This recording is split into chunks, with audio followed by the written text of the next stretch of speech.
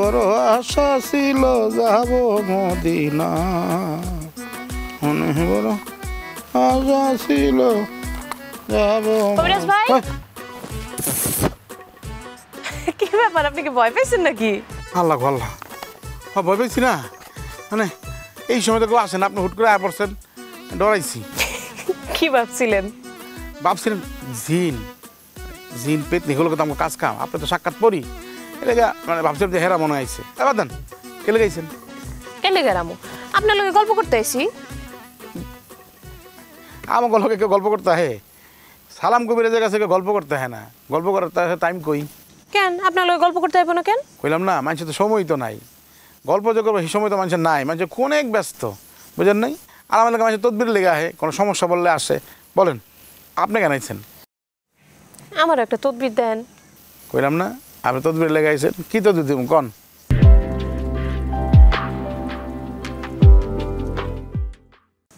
কইতে পারেন আমার কপালটা এমন কেন?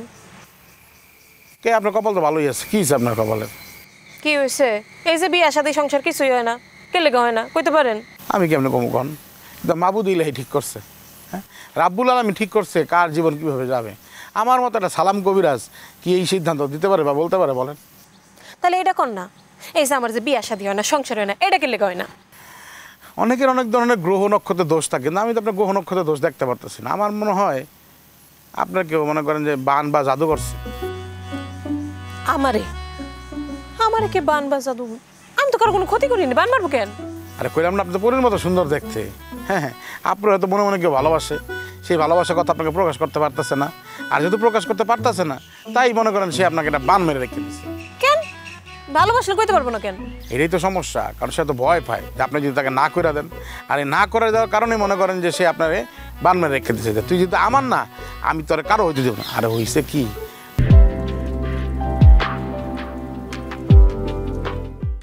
মানুষ তো আমরা, মানুষের ভালো দেখতে পারি না, ভালো দেখলে মনে করেন আমাকে জলে, এই কারণে হইতে পারে, বুঝছেন না?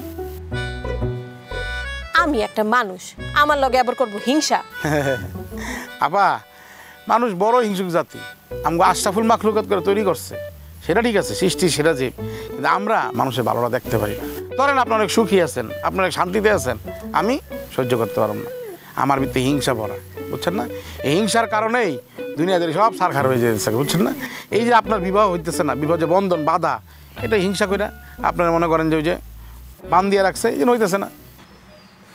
আমার একটা তদবির দিতে পারেন না? অবশ্যই দিতে পারি, কেন তো তুই দিতে পারবো না? তো তার জন্য খরচা বানিয়ে আছে। কত?